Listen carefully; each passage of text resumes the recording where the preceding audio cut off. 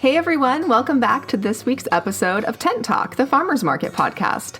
This is a show all about farmers markets.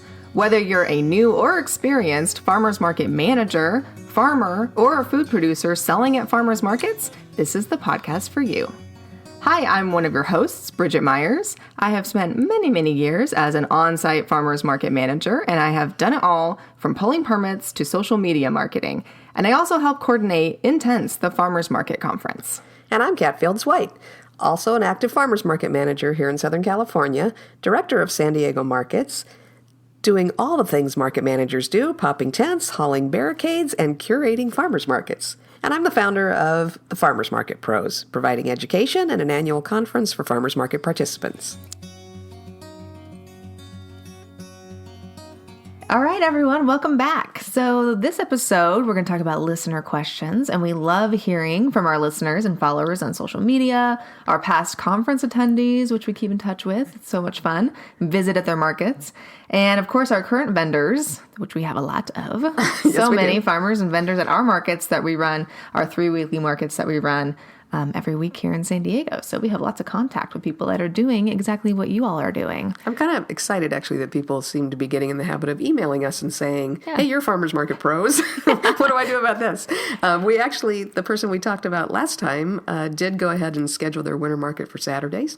And they're rocking and rolling, and they're not going to have any break. They're going to go right from their outdoor market to an indoor market and then go right up to before they start their outdoor market again in April. So it's fun to be able to answer people's questions. Yeah. You know what I thought was funny, though, is we posted a little thing on Instagram and said, throw us your questions. Yeah. And we got all kinds of questions in direct message. Yeah. It's like people are shy about asking their questions in the comments. But I'm going to suggest that you just throw them out there, because it's like when we do Vendor 101 classes, we always take a lot of questions because we find that if you're thinking about a question, probably the guy 2 seats behind you has the same question and just either hasn't really formulated it or is shy about it, but they'll benefit too. So any questions you ask in our comments on Instagram or on Facebook, I think you're helping a lot of people other than just yourself. Yeah. Even though it's a public page, I feel like this is like a private-ish community where this is very like a niche community. So it's, you're talking to your people here. Yeah. There are a few things I guess I wouldn't ask on a public page. It depends. We're going to work on that private page. Actually, stay tuned, folks, because we're going to work on a private community where you can log in and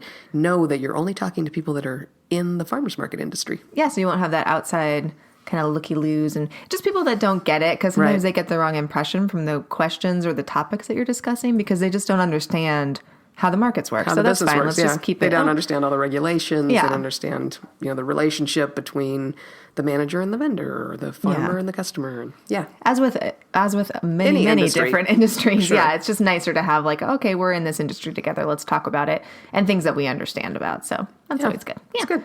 All right, so we're just going to jump right in here. We have a couple questions here. So this first one came into our Instagram, and she says, we are winding down the summer season at our market. How do we make sure our market stays relevant during the off season? Yeah, I'm always curious about that. We're so lucky here because we manage markets in San Diego, and we have a year-round growing season. So, of course, we have year-round farmers markets. Mm-hmm. But I would say nowadays, in most parts of the country, farmers are growing something in the winter, and we might have to get over the idea that we're going to have all the fruits and vegetables all the time. We as a society should probably get past that and realize that seasonal eating is a good thing. In general. Mm-hmm. And people definitely eat all year. Yeah. So the whole idea of closing completely for 5 or 6 months concerns me. And in terms of marketing your market, one of the primary things we're always doing is trying to develop the habit in people of doing as much of their grocery shopping as possible at the market every single week. So if you go away for 5 or 6 months and they have to go to your big grocery store or to Kroger's or somewhere instead and find out how much easier it is to park, it just worries me that you'd have to start all over to get them back. So there's a lot of things you can do in the winter. Yeah, little pop-ups and smaller markets, move indoors somewhere. Of course, challenges come with all of those things as well, because you'll have, less participation maybe as kind of things thin out in the winter if you're in a community where it gets really snowy and people kind of hibernate a little bit. But, kids are still going to school, people are still going to work. people do have to eat, so they have to go somewhere to Yeah. get their food. So why not come to where you are? They're out there having your market. You know, Yeah. Our friends up in Nova Scotia run all year, and there's a market in Chicago that runs all year. So Yeah. Union Square Green Market in New York, they go all year long. In fact, they go all year long outside, and Yeah. they get some snow. I love So- their photos. I always when our vendors complain when it like rains here a little bit, With sprinkles. when it sprinkles, I say, look at these markets in New York City. There's like snow on the apples. Everyone's out there in their big coats and galoshes and all the things. So it's, we can do it. It We're can tough. be done, for sure. Yeah. And other things that you can be doing in between, if your market's shrunk a lot, or if it's gone to an indoor space, or if you're seeing a little bit less traffic at the market, there's a lot of other things you can do in the winter, like if your kids' schools are having a fundraiser, or if there's a street fair of some kind. Well, probably not a street fair in the winter in your location, but if there's some kind of special event, Yeah. a fundraiser for a charity that's inside, see if you can get in and do a little display table and talk to people about the market that will be back in April. Yeah. So don't let them forget you. I mean, I think that's the important thing. If you send out an email newsletter each week, and of course we highly recommend that you do that. Yes. Even if you take it to every other week, maybe monthly, I think that's stretching a little bit, but keep that newsletter going all year, and maybe use it to do some little profiles of your individual farmers and say what they're doing during the winter to prep for next season, or heck, show vacation pictures of your farmers who have fled to Hawaii. Yeah. Something that just keeps people connected to you and your farmers and your vendors, so that they don't forget about you over the winter. Exactly. Or if you're doing some traveling, take pictures at other farmers markets Absolutely. around the country and say, oh, this is so great. Come out to San Diego, come to our markets and say, oh, San Diego has a great year-round growing season. This is what they do during the winter months. Yeah, I'm Isn't watching that great? people now that are somebody from back east where they closed down really early. I want to say they were up in Connecticut, maybe. She's the market manager's in Hawaii right now, and she's taking pictures at the farmers market in Kona. So Yeah. and posting them on her Instagram and such. So anything that kind of keeps you top of mind, you'll have a lot better crowd next March or April when you open again. For sure, for sure. And just acknowledging that, yes, it's difficult. If you're living in a place where the weather gets really dreary in the winter, sure, it's really hard to be an outdoor event coordinator or a farmer that participates in an outdoor market, or farms especially. So just acknowledge that and just do other things that kind of, make a joke of it, or, talk to chefs that are cooking with produce that was, that they are using from local farms or wherever they're getting it, and say, hey, look at what they're doing. Aren't we looking forward to the spring season when we can make this recipe again or something? Just Right. reference when your market's going to be open again. So, Absolutely. Yeah, there's lots of things No to good do. reason not to keep talking. For sure. But definitely don't go radio silent. And Yeah. don't let your social media pages sit idle, and Right. don't stop emailing, and don't stop talking about your market, because then it's going to be harder to rev up when your market season really gets going Right. again. That'll be like starting a whole new market. Then. So much harder. Exactly. Yeah. Okay. All right. Next question here. And this is a good one too, because we've been talking about this here at our markets and at our business. So she says, this is a guy. He says, it's been good for my business to take credit cards, but Square just changed their rates. Is that going to hurt my business? And should I go back to just taking cash? Good question. Good question, and Yeah. so hard. We've been teaching a Vendor 101 class to startups since 2010. So long. So long. And we were sort of early responders with Square, which was a miracle for small businesses, coffee shops, bakeries, that kind of thing, and for farmers market vendors. Yes. Primarily because their rate was within reason. It certainly wasn't the lowest rate out there for credit card processing, but they didn't charge a per transaction charge or a closing charge when you closed your batch at the end of the night. And that made a huge difference for people that were selling things for $5 or $6 or $10 or $20. Yes. So it was enormous. We would really push people, you should go with this particular system. And since then, we opened up some other folks that are doing similar things. But this was the deal about Square. It was 2.75%, Yep. which is, again, not the lowest rate in town, but you weren't adding a transaction fee. Yeah. So now what Square has done is come out with a new set of rates that I think is taking effect November 1st. We've heard some different dates on this. And it's going to be 2.6%. Cool. Sounds like a decrease, right? But no. There's also a 10-cent transaction fee. Yeah. Now, if you're selling something for $100, that's not a big deal. That doesn't sound like, it's not a ton. It's not, that 10 cents doesn't make a huge difference in your rate. In fact, if you're selling anything from $65 or up, it actually is a slight reduction in what you're paying in fees. So we did the math. Okay. When you hit $65, or maybe it's $67, you're fine. So maybe some of your big meat vendors or somebody that's selling a whole bunch of produce to a chef, they're doing fine.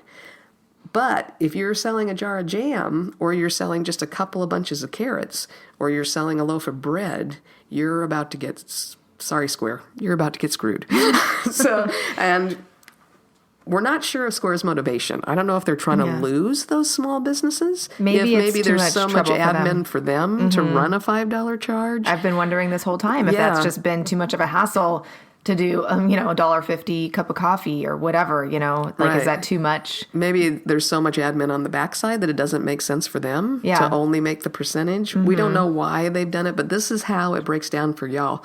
Just if you haven't had time to do the math, what happens is on a $10 sale, your old rate was 2.75. Your new rate is 2.6 plus a 10-cent transaction fee. So on a $10 sale, you've now hit an effective rate of 3.6%. So you've had almost a full point increase. Yeah. If you're selling a $6 item, and plenty of our vendors are, you've actually had more than a 1% increase in your rate when you go into this situation. Yeah. So that's a lot. And so say you've got a $10 item, your average sale is $10, and you're doing $500 a day. Yeah. So that means you've got 50 transactions a day. And if you're doing 3 markets a week, we're just throwing out some numbers to make sense, and 52 weeks a year. And I know not all of you do 52 weeks a year, some of you are seasonal, but still, just so we've got something to work with. $10 average sale, 50 sales a day. So you're doing $500 a day at the market. 3 markets a week, 52 weeks a year. You would have been paying under the old system $2,145 a year in credit card charges. This is assuming that all of these sales we're talking about are via credit card, of course. Yeah. Under the new system, if your average sale is $10, you are now paying $2,808 a year. So you've now increased your credit card overhead by $663 a year. That's a little bit of a chunk. That's a chunk, and that needs to be factored into your annual business plan. Yep. And if you're doing $1,000 a day at the market, at that $10 average sale, you're going to be spending $1,326 more each year on credit card sales. Yeah. Average $20 sale, that's also kind of a mess. So this is something that you're going to have to think about. And when he says, should I just go back to cash sales? I kind of don't think that's the answer. We've really trained consumers to not carry cash. Whether you can call it the evil empire that's convinced them to do this or whatever, but now we know why. A lot of folks don't carry cash. They'll certainly buy more. We've proved that a million ways if you take credit cards. Yeah. So you just have to think about, can your product bear the increase of that percentage? Will your And I think a lot of people would be surprised how much they could increase their prices and consumers still be okay with it.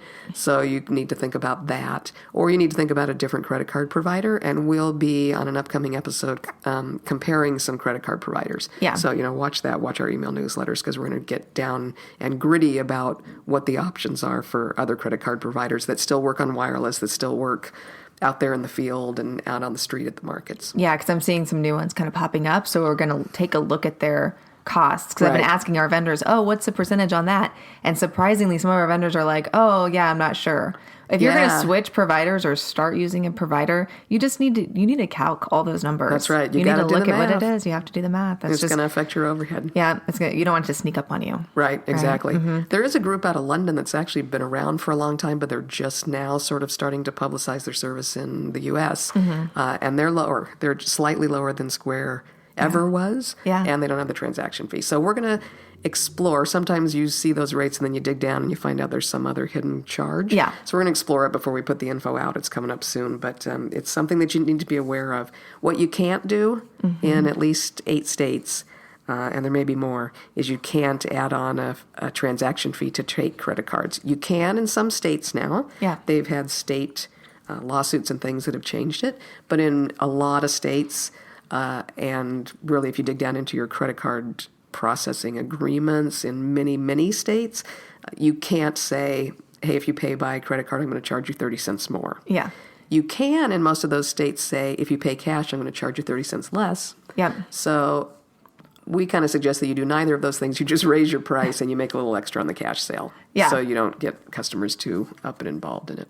And our listeners in California, we're talking to you. We're talking to you. You can't charge a credit card fee. Yeah, well, we see that all the time. We see it at convenience stores. We see it, like gas stations. And I see it at market vendors, and they really don't know. They're not trying to trick people. But they say, when I buy at the convenience store, it's got a sign. We just... Technically, you cannot, and you don't want to get in trouble about that. So just don't do it. And we've had a couple of people get in trouble. We've had customers whose spouses are attorneys that have brought it to our attention in a rather excited way. Yes, lawyers shop at farmers markets. Who knew? Who knew? So let's. But definitely to answer kind of specifically the question. Yes, it might hurt your business a little bit depending on your sales. So you want to calculate those numbers. And should you go back to just taking cash? No, definitely don't advise that. As your farmers market pros, our advice is no, but do shop around and keep listening and take a look out because we're really digging into this and we'll compare some prices and costs for you. Square also, if you log in, I know they did for me with a special event that I operate outside of the farmers markets, I could look at what my fees were in the past on certain days. And then they also calculated what my fees would be in the future under their new rates. So Square is calculating it for you. Oh, okay, they're doing so the I math. can see. Yes, it's a really huge one-day event, and my rates are going to go up about $150 for the day, which isn't a huge thing. It's just really annoying. So, but if I was running a regular business like we do at the farmers markets, and I'd want to see it'll over affect the year us as market managers because our average sale is $15. We sell reusable shopping bags. It's the only thing we sell at our information booths. But those are going to have a significant increase. Yeah. So we're going to have to think about that. Yeah. Yep. Okay. Let's do one more. Let's see. Okay, so I am making a plant-based dip and selling at 2 weekly markets. I just started over a year ago, and lately I feel like I'm just spinning my wheels and not going anywhere. Help!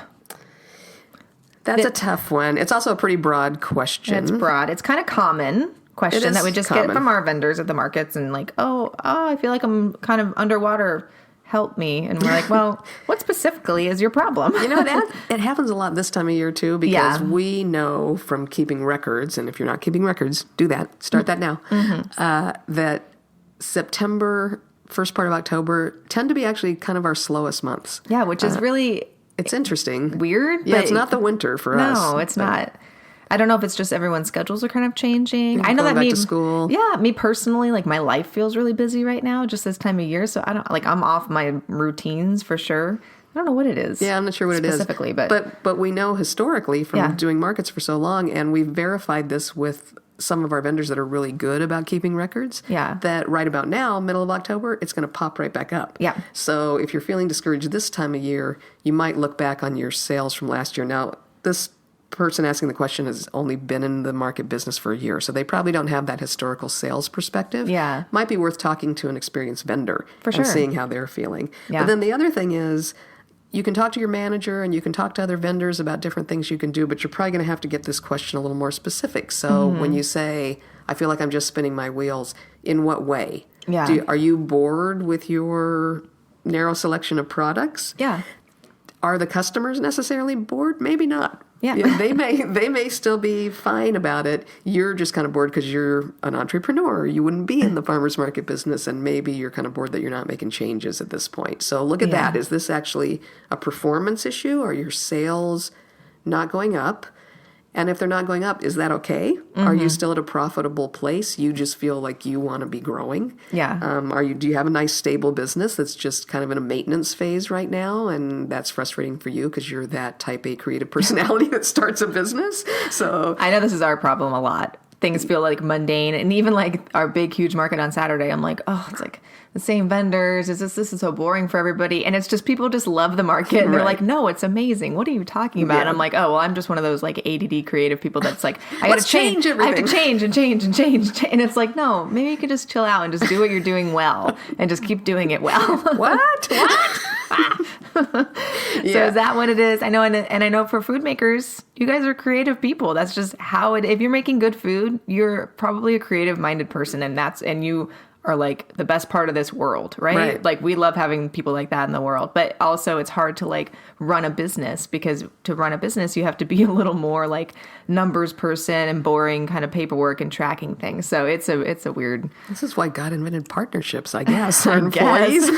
I don't know. Now, if you're looking at your business and when you say you're spinning your wheels, what you mean is your business is decreasing. Yeah. Then you want to dig in a little bit deeper and find out what the problem is. Maybe Maybe you do need to add to your product line. Maybe you need to add a couple new flavors, or if you got a plant-based dip, add an auxiliary product like a vegan cracker. You know, look at what your customers want. The nice thing about farmers markets is you've got your end customer right there in front of your face every week. So if you don't feel like you're growing, if you look at your numbers and you're actually decreasing in business, ask your customers. Yeah. Ask them, I've noticed you're only buying one thing a dip a week now instead of the two you used to buy. Just curious, how come? Yeah. Just ask them. You've got a relationship. Just ask them. Yeah. And what I always say to vendors, so not to every vendor that asks me, but, ask your market manager. But sometimes vendors will say, I'm just not doing the sales I've been doing before. It feels like my sales are going down. And I have to say, well, you're arriving at the market kind of late and you're sitting in your booth on your cell phone, or you're not in your booth at all and you're talking to your friend down the street. And then later you're complaining to me that your sales are low. So maybe look in the mirror.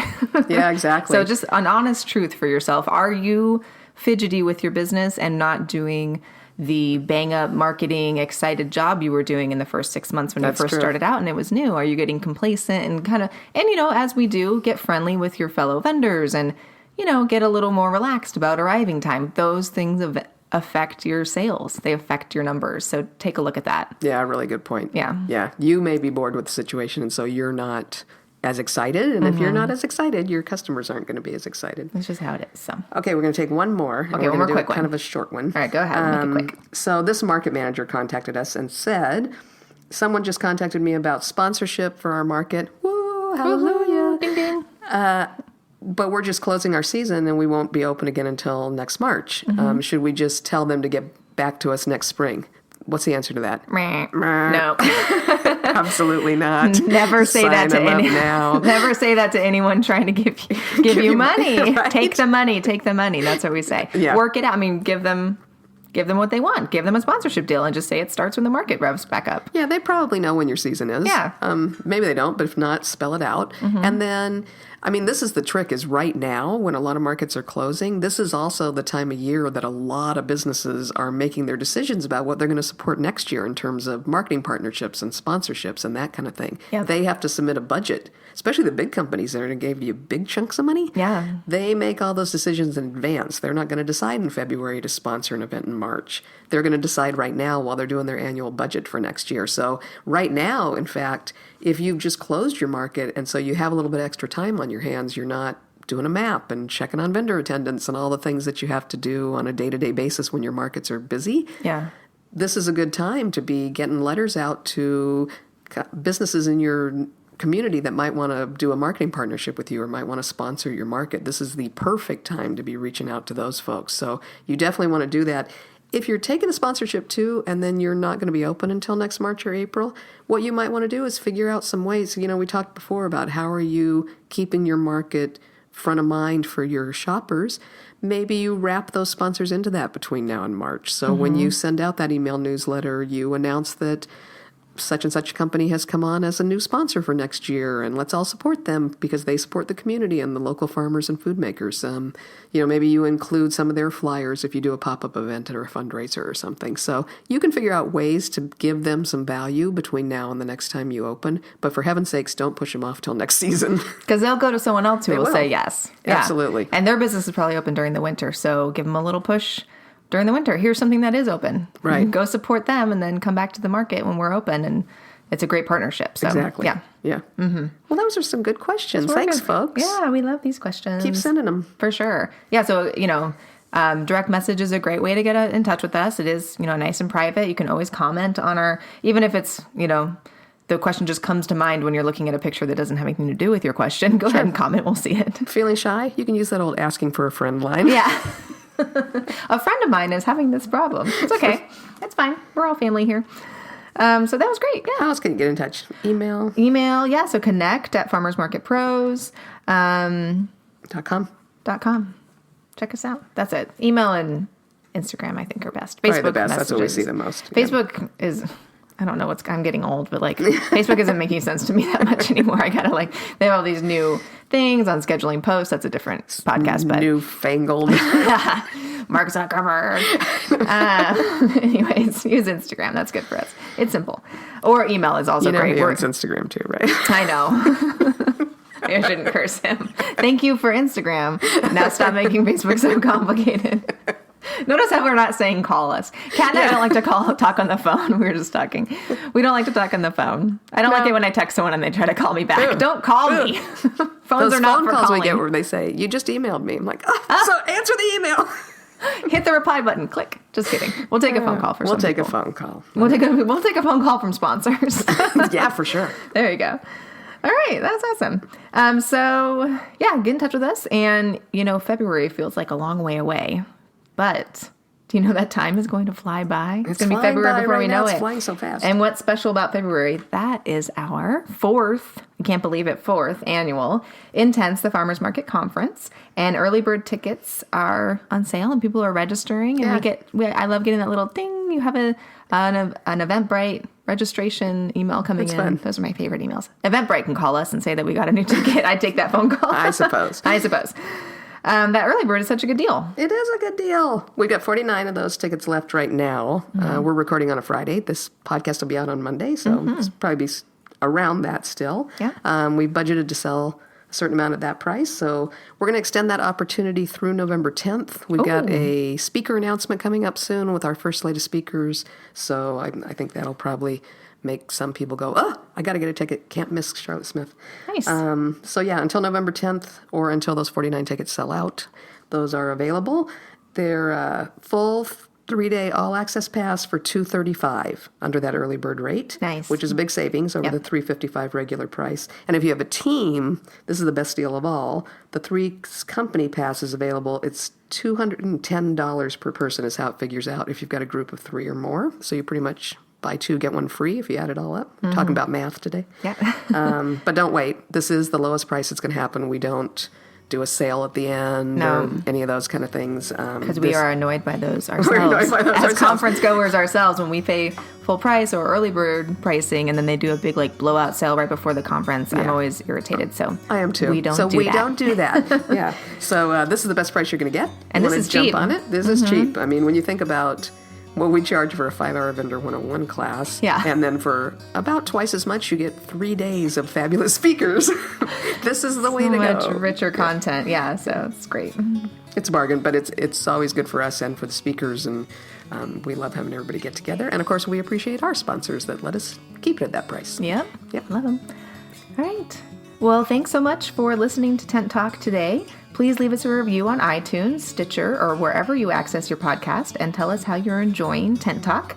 Be sure to subscribe to our podcast so you don't miss the next episode. Subscribing is important. And if you want more farmers market tips, tricks, and information, you can also subscribe to our weekly newsletter at farmersmarketpros.com and follow us on Instagram at farmersmarketpros.